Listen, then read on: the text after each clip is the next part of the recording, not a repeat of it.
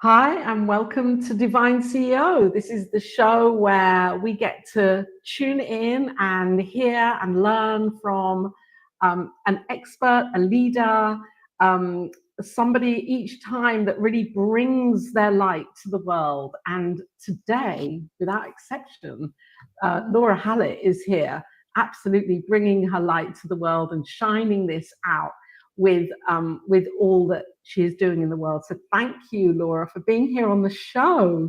This is exciting. My pleasure to be back with you again. I just really enjoy this. It's great. I love the conversations that we have, and I love hearing about your take on life and also the progress of what you're doing in the world. You've just written a book, and your center is thriving, and you're creating courses and content, and you're really inspiring people to tap into their awareness of prosperity consciousness and self-love for themselves. So how's that journey going? You know, it's been amazing and wonderful. You know, as you said, I have a center here in Las Vegas, Nevada, and I'm so blessed because I get to play. I get to create, and I get to try things and see what works and see what resonates with the folks that I serve, and I just have a ball doing that all the time. And so this money magic was actually a gift to my community. In the beginning, I sent out last October. We were doing a talk on abundance and prosperity.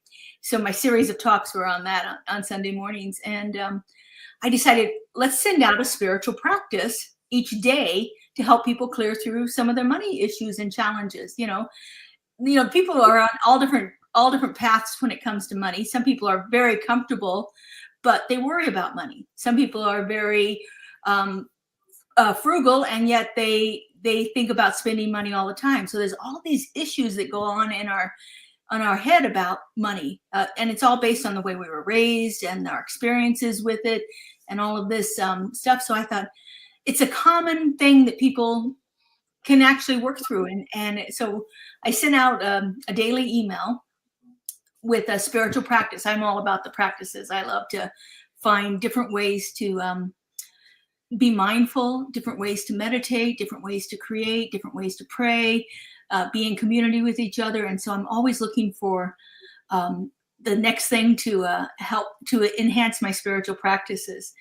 And mindfulness has been really big for me in the last 5 or 6 years. And so I decided to focus on a mindful practice that we could do each day to help work through our money concerns that we had. And then after I got it all done, people kept saying, oh, this needs to be a book. This needs to be a book. And so I thought, well, all right, let's put it together into a book.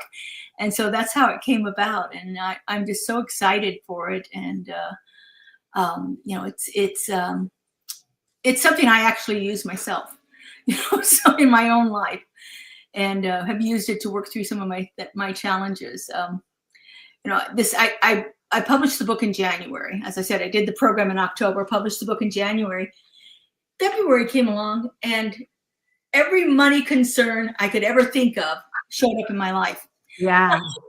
What in the world is going on here? You know, I'm you know, pretty financially stable, and I don't really usually have a lot of issues, but I was on vacation. I came back and I had 3 letters from the IRS, and I'm like, wait a second, I pay my taxes.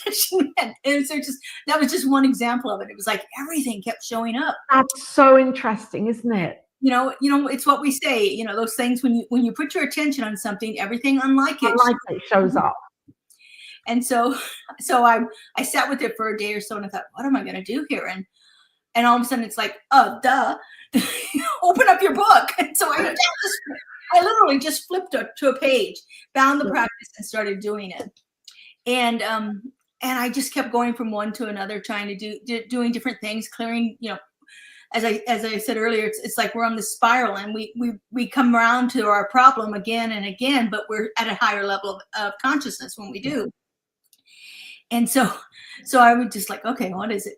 Well, honestly, at the beginning of this week, I had the resolution to 2 things that will clear up $17,000 a year for me. And it was through this consistent practice, just beginning to actually do what I put in the book to do, and to take each one slowly and separately. And some of the things that I did, the very first thing I did when I flipped open the book was the activity about clearing the clutter, the physical clutter. So I cleared my desk. I cleared everything about my desk. I went through all my bills. I had all that sorted. I cleaned it all up. That was the first thing I did. One of the other ones was be realistic about where my financial issues are. And so I, opened up Excel and made a spreadsheet of everything that I owe and how much it was, and started tracking how much I needed to pay off, and set myself up with a budget and a schedule for that.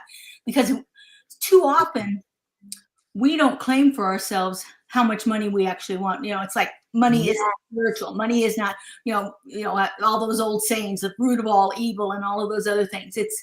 It's not that. We actually have to be realistic about it. And then along with that came the practice of forgiving myself for any of the problems that I had that came up during that time. And so between those two things of setting these realistic financial goals and getting a clear picture of my financial situation, and doing practice whenever any of those things that I wrote down kind of disturbed me, I'd do some forgiveness work. I would do my forgiveness work around that. Yes, it's so interesting that you should say that about being realistic, because I know for myself, when I have created budgets, if you like, I don't really like to use that word, but just like reality checks on, okay, what is coming in and what is the expenditure, what would I like?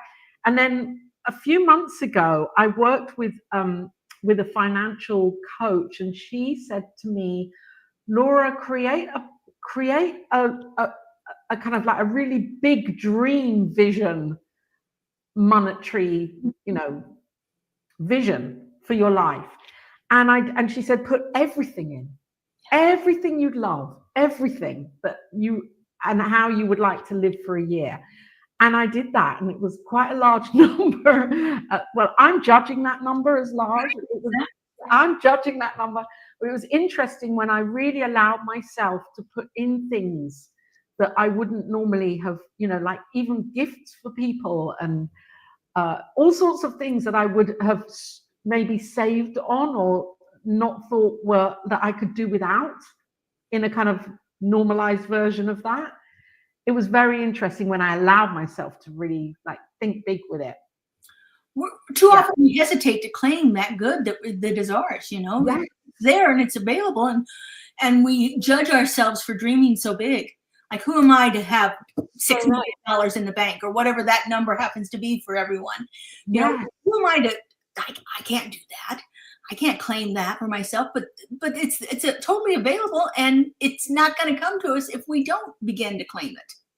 So what would you, from your experience and the book, your book, which is called Mindfulness and Money Magic, you need to put a little space in there, but it's written up there. And for viewers and listeners, you can go to laurahallett.com to find the book, and to buy the book. There we go. Get that in there. What would you recommend or share as a guide for anybody that, like me, I did that, and then everything I'm like, as you said, comes up. The beliefs start coming up. Oh, if this was me, if I had this much, all those beliefs that are limiting, people would judge me, I'd judge myself, all the shame and guilt and all of it, and I'm not good enough, and deservability. Do you feel that's like the real piece of work in there, to do that work, to like really dissolve those beliefs before we can even start accepting this expansiveness and the goodness and greatness? I would start with mindfulness. Mindfulness is about being in the present moment. So we eliminate those fears of the future and the past, and worries, the things that happened in the past. Stop that. Stay in the present moment. Be very aware of what our thoughts are, because if we're not aware of them, we can't correct them. We can't begin to do our other spiritual practices around them to clear them, like prayer, where we begin to change our belief system through the practices of prayer and meditation and journaling and contemplation and all of the different things that we know how to do, begin by being very aware of what our thoughts really are and very honest about them. And again, the third component of mindfulness is equanimity, not judging it. Yes. When we get it, when we feel that judgment, that's always an indication we can do some forgiveness work there. Yes. Begin to look at what we believe, stay out of the future and the past, stay in the present moment, looking at what we believe and not judging what's coming up for us. It just is. And it's a belief system that needs to be tweaked in a way that makes it work for us now, because we grew up with these systems of belief. We grew up with families that had a certain value about money and prosperity and working and all of that thing that go along with that. And we grew up in a society that has certain beliefs. And we're not, unless we begin to examine them, we're not really sure how much those are operating in our consciousness. And those are our underlying foundational beliefs. And we have to begin to look at those, be aware of it, be clear about it. And again, not judging it, but just saying, okay, this is a place where I can do some work. And then we take it into whatever those spiritual practices are that really help us do that. For me, I'm really into creativity. And so I do morning drawings, and I ask myself a question as I sit down to draw. And usually the question is about whatever's up for me at the moment. If I don't have a question, I just say, what do I need to know today? And then I begin to draw on it. And when I do that, that creates my hand being busy, stops my chattering mind and allows spaciousness for me to get insight and clarity. And so that's my go-to practice for the most part. But there are so many others. I mean, taking a walk. If you love to walk, take a walk and ask those same questions. And every time you catch yourself in the past or the future, just bring it right back to the present moment. We just being aware of what's happening in our consciousness. And until we're sure about what it is we're thinking, there's no way that we can begin to change it. It's so true. Becoming the observer, becoming aware of the stream of thoughts that are happening I started doing that quite a while ago, and more recently really hypering in on that and noticing like, oh, I'm picking up the pen now. Oh, I'm picking up my coffee. Oh, I'm running the tap. Oh, I'm doing the washing up. I'm washing this cup. And it really helps to bring me into a place of stopping my mind. Like my mind can't go anywhere else when I'm doing that. Right. I'm so present. And so with money, how do you feel putting that practice in with money, with our behavior with money? Because that's another part of it, isn't it? The actual. Yeah. I have done more conscious reflection whenever I go to spend any money.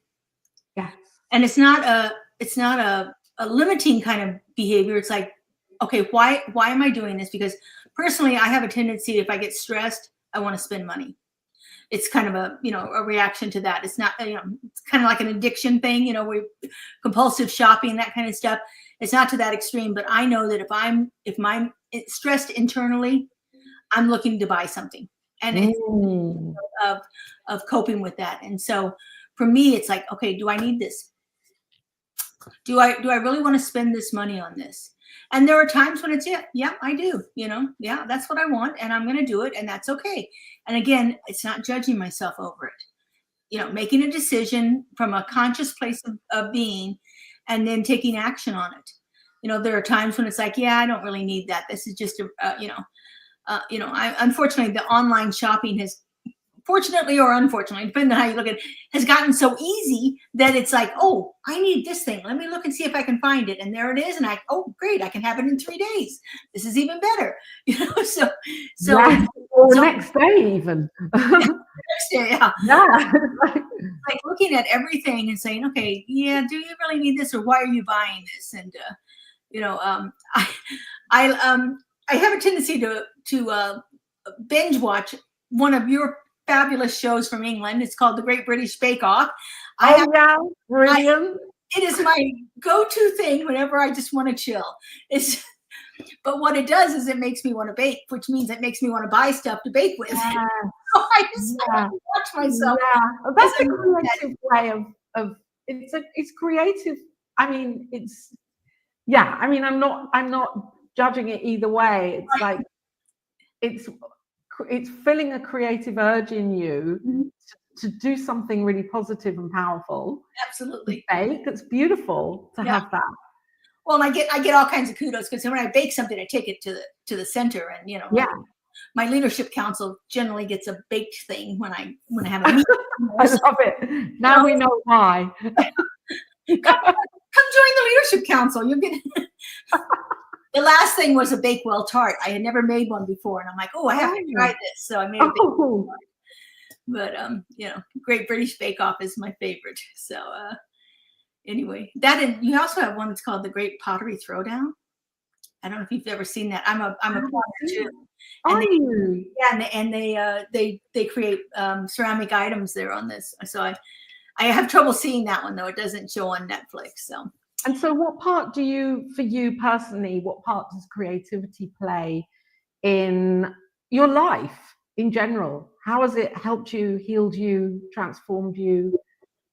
It's honestly completely opened my life. You know, the idea that I can be creative and let myself just go with whatever impulse is coming through me and allow that. I live a life that is so unbelievably authentic now that I did not live before. I wasn't a liar or anything like that. It's just I was very closed off about who I was. And now it's like it is out there for the world to see, and I am happy with it, and I am having a ball. And you know, I get to create with my center, and that has attracted new people to us because there's this dynamic energy that's happening all the time there. And so I do it here in my home. All the art you see in the house is mine, and it's like there's something going on all the time. I do a creativity event every year at the center where we honor people who are creative in lots of different ways, and do a craft show and things like that. And so it's my lifeblood. If I couldn't create, I wouldn't want to be doing this. Creative in this, I'd be like, yeah, no, I'm done.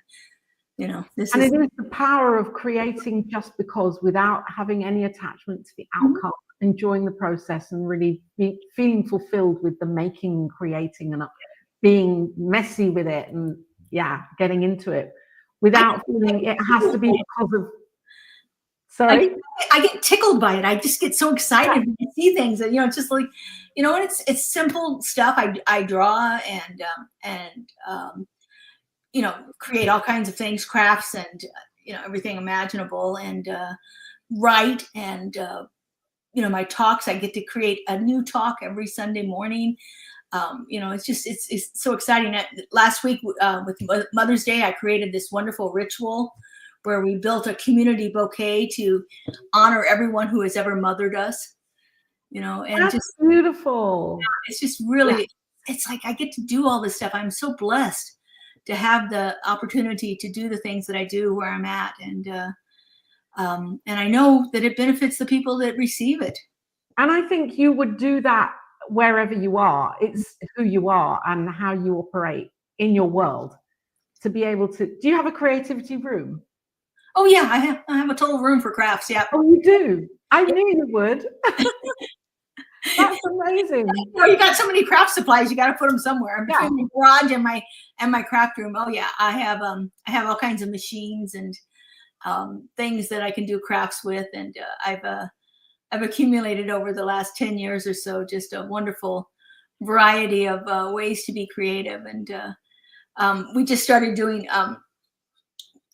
Our center, when we were in our other building, we had a beautiful room that was a bookstore, and that was one of the things people really missed. And so we tried to figure out, we don't have the space for it in our new building, and so we now do 2 weeks a month. We do a pop-up bookstore, and so we just set up a bookstore in the back of the sanctuary, and I bring my craft stuff there and sell it, and my books and all the other stuff that's available, and we have all kinds of new age stuff that we sell at the pop-up bookstore. People just love it. And tell us about your book, your center, because you've had a beautiful, you're on an adventure as you changed it, closed it, rebuilt it, and operated from a car park for a while with your center, and now you're back and it's Yeah. thriving and blossoming and blooming, and really, it's great. CSL Greater Las Vegas, yes? Yes, CSL Greater Las Vegas. Yes. We actually have been in Las Vegas since 1956. They had a beautiful building over by the university. It was built in 1963, but during the pandemic, it we couldn't meet in it, and it was has been built in 63, so it was considerably older than and needing lots of maintenance, and it just the upkeep became crazy, and UNLV is in a expansion mode, and it was one block away from there, and they made us an offer we couldn't refuse. And we couldn't use it for 2 years anyway, and so we sold it to UNLV, and they then we used the proceeds to buy a brand new building and have it built out to our specifications. We actually did a special fundraiser and got the funds to create a labyrinth in the sanctuary floor. And so we do labyrinth workshops and labyrinth walks all the time. And it's just a wonderful place to be. It's there's so much creative energy going on.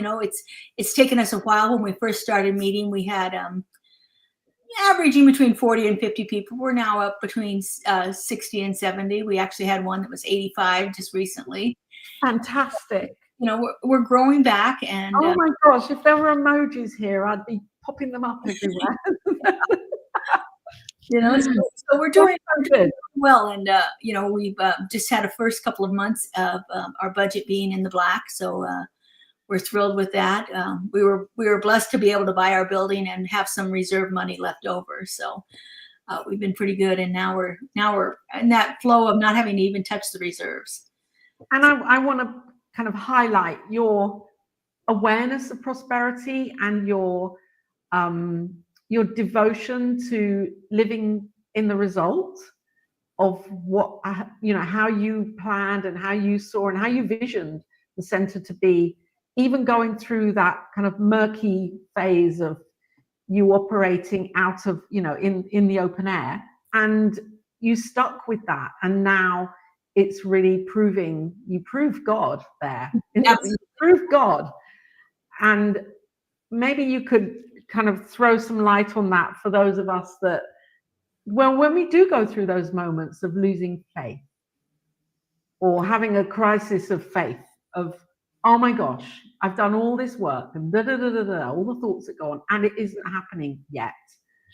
It can be easy to get lost in the doubt, can't it? It very, very much can. The first thing I'd say to people is it's absolutely normal. Don't get on yourself. Don't get down on yourself about it.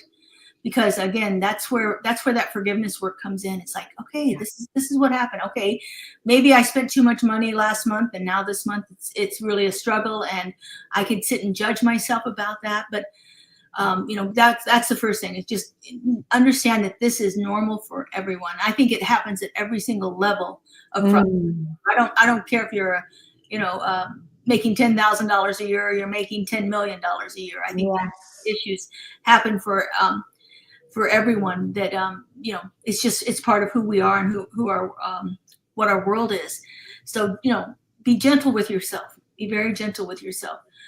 The thing that happened, I think, for the center that is we visioned and we became very clear of the direction we were moving in, and we did not allow those things that were contrary to that vision to be there.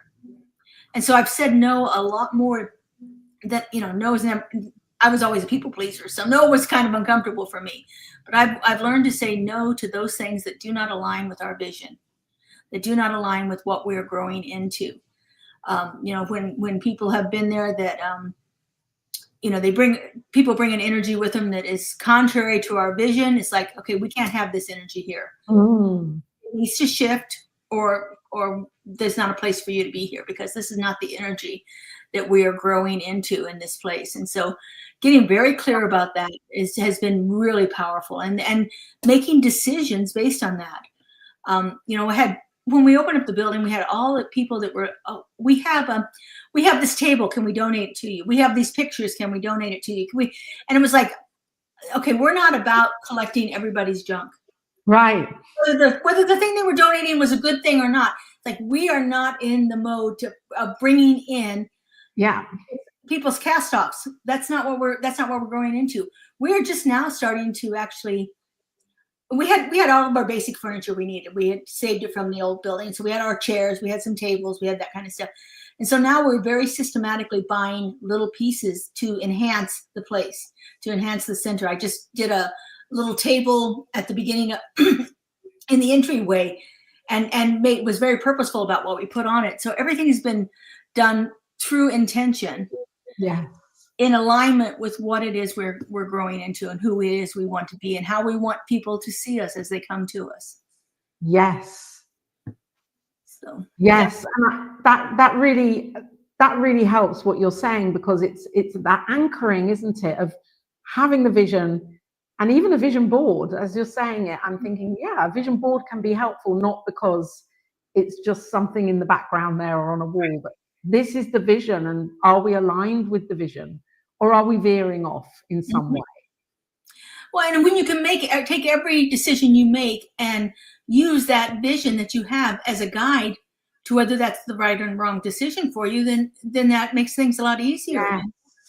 Yeah. And you know, there are times when we make a decision that seems to be in alignment, and then it's like, oh, wait a second, this wasn't what we wanted, and so we have to correct that. And again, that we go back into that forgiveness. Okay, yeah, well, based on everything I knew in that moment, this seemed like a good idea, but now in hindsight, it's not for our highest and greatest good. So we're going to stop that. So it really is being the artist of our own lives. Totally. With every tiny single brushstroke. Being very aware. We're aware of what's happening in our minds as we're making each stroke. Yes. You know, the mindfulness thing is so powerful, and is, you know, I think sometimes I overlook talking about the equanimity part, the non-judgmental part, but that's the key to it. It's like being aware of what is going on in our consciousness and then not judging it. It's a two-step thing, isn't it? I mean, both steps are so important. Yeah. Coming back to, for me, it was that equanimity part was, this too is God expressing. Mm-hmm. This too is God expressing. And saying that many, many times over days and days and days, over months and months and years, it really helped me to see, where I'm judging. Right. Where I'm judging the bank balance, where I'm judging whether there's enough or not. Right. Yeah. And going back to that all the time, and going back to that idea that based on everything I knew, I made a decision. It was the best decision I could make at the time, because if I'd have known something different, I would have made a different decision. Yes. But that idea of being so gentle with ourselves and forgiving ourselves for the things that we regret doing, you know, the things we regret buying, places where we regret spending money that we shouldn't have. In the moment, we made the best decision we could. Yeah. And that, you know, being gentle with ourselves that way has been so powerful for me to clear away that. Because I was, you know, there's a beautiful song by Michael Gott that says, I never say to anyone things I say in my own mind. We are the hardest judges. Yes. We're harder on ourselves than anybody ever could be. You know, and so learning to be a little more gentle with ourselves is a powerful process. You're writing a book, aren't you? About a beautiful segue there. Perfect.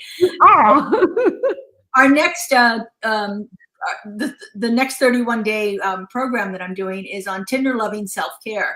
And so right now we're in the middle of it. This is day 15 of our 31-day email series on tender loving self-care, and I'm putting that into a book.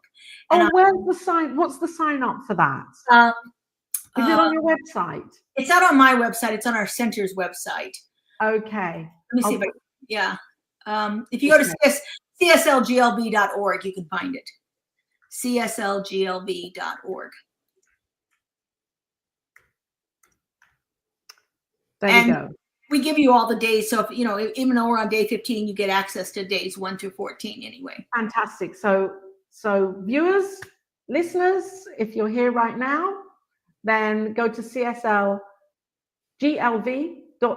and you will get the self-care, self-love. What's it called, Laura? TLC, and it's tender loving self in parentheses care. 31 days, 31 ways to, I don't remember now.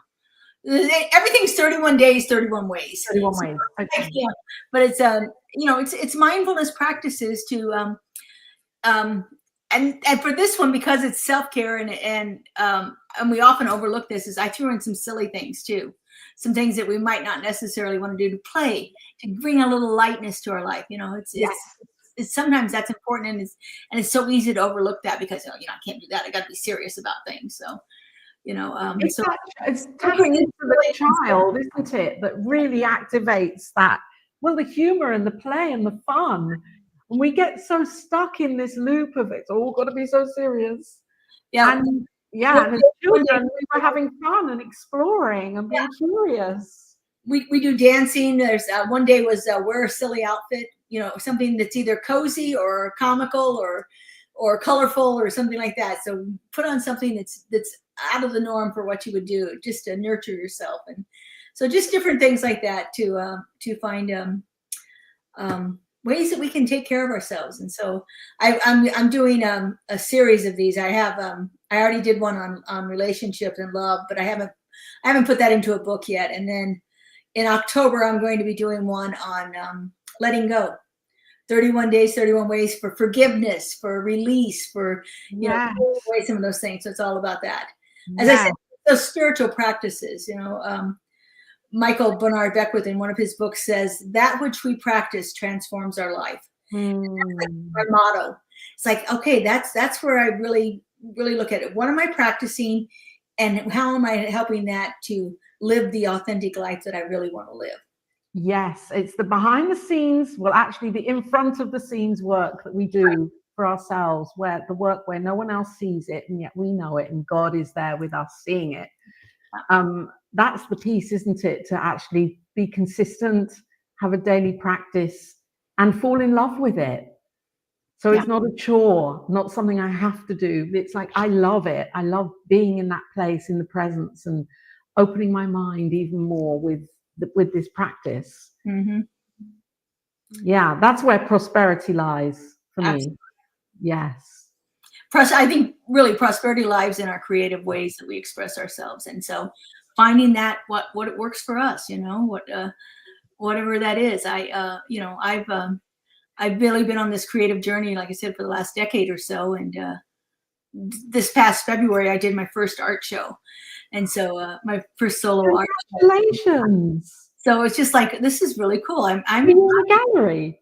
It was in a coffee shop, actually. That's beautiful. I was doing a project, and it said to tint the paper with tea, and I'm a coffee drinker. So I tinted it with coffee, but the coffee happens to come from a specific shop in a little town in Mexico where my friend happens to live. And so I sent her a picture of it, and she sent it to the owner, and the owner wanted to display my art done on his coffee. And so that's what it was. It was all my art drawings that I had done on paper tinted with the coffee. So that's so beautiful. I think, do you have, can we see them? Do you have them online anywhere, or are they? No, I don't have them online. They're actually still in Mexico. So right, okay. I think I sold about a dozen pieces. So whatever's left is still in Mexico. It hasn't come back to the States yet for me, but we'll get it back soon here. That's so beautiful, so fulfilling. It is. It's just a great way of just engaging with life, constantly being like, what can I bring into expression through me, whether it's the food that I'm cooking, whether it's a way I decorate the house, whether it's something that I'm writing or something I'm saying or any of those things. It's just constantly engaging in, because spirit is creative. Yes, it's creativity. It is like, it is constantly expressing itself. So me, I just kind of clear away everything that stops it from coming through me as this creative expression. Yes, because when we compartmentalize spirituality as this one thing, then we're cutting off our own supply of joy. Absolutely. Spirit is tender, loving care. Spirit is money. Spirit is creativity. Spirit is all of those things, health and wellness and all of those things. That is what spirit is. And it's just like, okay, let's get out of the way of it and let it come through us. Yes, and not put any end like result of how it has to look or how it has to show up. Just enjoying it. You know, I am sure that God has a higher idea of everything than I could ever possibly come up with in my own little mind. You know, so get out of the way and let spirit come through. Yeah. I came to, I'll just add in here, I came to the, it was like you know, when you, like you said, you're on a spiral and we have a hit, and then it's like, oh, maybe a year later, it's like, oh, now I get that. And I can see it even more in a more expanded way. And the other day, what really came through to me, what for me has been, I can't create freedom from the finite. I have to be so attuned to God, to the infinite, of all possibilities. That's where freedom lies. Mm-hmm. If I'm trying to be free in this limited experience, then that's just doing it backwards. And from that finite view, infinite view of being, knowing, there I can create. Absolutely, I can be like a child Mm-hmm. and have fun with it and not put the limitations, not bring those limitations into my life. Yeah, absolutely. You know, we think of things that they have to come a certain way. Yes, It's exactly. like going back to money. It's like if I had thought, with my money issues that showed up at the beginning of the year, if I had thought I had to bring in more money to solve those, I would not have been open to actually releasing some things that opened up the money flow.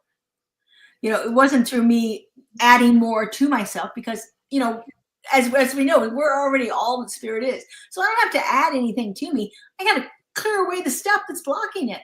And so that's what I had to do. And I cleared it away. And like I said, it was $17,000 worth of clearing that opened things up for me. So to me, that was wow. I mean, this is a big share here, because I think what you're saying is it's so pertinent now. We don't need to add anything more on or get panicky about what shall I create so that money will come in, because then that puts a pressure on the outcome of the creation. Right. So it's that letting go that allows the spaciousness for a whole new consciousness, right, to open up within us, for money to find its way through us. Mm-hmm. Yeah, you know, being in that flow of it, being mindful of what's happening through my mind and how I'm reacting to it, and just clearing those issues away out of my life, and just saying, okay, that's not the truth. That doesn't serve me. That's not something I need to put my attention on. Yeah. What is it I do? So I open up to the creative flow and allow that to happen. And like I said, I didn't add one single thing to myself, but I cleared away a lot. You cleared away. Wow. Well, your beautiful book, where is it here? I'm going to just show it for the last time here. You can buy the book on Amazon. The link is down below. And Laura, you have a study group as well for this, don't you? An upcoming study group session over 4 weeks. Yes, and it's on Zoom, so anyone from wherever can join. It is 6 p.m. Pacific time, so that may be difficult for people in other time zones. But if you email me on my website and let me know, I can happily create classes that at different time zones for people too. So okay. The beauty of Zoom now is that we have flexibility to meet with anybody in the world, just like we're doing right now here. Yes. Beautiful. It's very on, and I can see there soul collage, Zentangle, soul coloring. I mean, it's all here on your website. Yeah, I have fun. I have fun. That's for sure. Your books, your Zentangle books that you've already created. You've got a lot there. It's such a beautiful website. I love it. I'm trying to make. I'm really into color this year, so I'm trying to really do color. So bright and bold. Fantastic. Thank you so much for sharing and for inspiring and for also writing in Divine CEO Magazine. Oh, my pleasure. Thank you for being such a fabulous part of the magazine and sharing your articles on money and creativity and spirituality. Well, It's such a beautiful, beautiful gift for the magazine. Well, and thank you for creating the space for that to happen. That's amazing that we have this online magazine to share these wonderful ideas with. And so I love the variety of authors that you have in there. It's just really great. Yeah, it's been fun. So before we come to a close, I'd like to put you on the main screen if you have a short message to share for anyone that might be feeling, oh my gosh, I don't have the courage to really look at my finances and to take that first action step. What would you say is the first action step there that you would recommend, Laura? Honestly, I would say it is look at where I am realistically in my financial situation right now. Look and see what my debt is, what my bills are, what all of that is. We have to begin to bring a light to whatever's happening right now. And then, as you said earlier, claim what it is we want. Come up with a number. Don't judge it as being outrageous or too much, or I can't ask for that, or I'll never get that. When we put all those limitations on there, then we're just limiting ourselves. Actually claim a number for ourselves. If you want to go on a vacation, make it a grand vacation and say that I need X number of dollars or pounds or euros or whatever it is that your exchange you're using. I need this, and then I want you to double it. Actually really begin to claim that for yourself, because there is no limit to spirit's flow through us, and we're the only ones that limit it. So claim it for yourselves. Get clear about what it is and claim your highest and greatest good for yourself right now.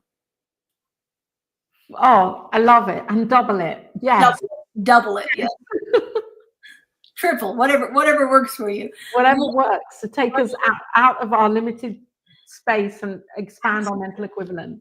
Absolutely. Thank you, Laura, for being here. My pleasure. And for being on the show and for sharing and inspiring me and the viewers and all of us here with your wisdom and your teachings. It's great to be with you again here. Thank you so much. I really appreciate you creating this space for it. And thank you for being here and listening or viewing, whether you're on YouTube or Facebook or on the podcast. You'll find this as and when you need it. When this video comes to you, when this show comes to you, I know it's always going to be in divine right, perfect timing. So thank you again. Until next time, blessings, love, and peace. Bye for now.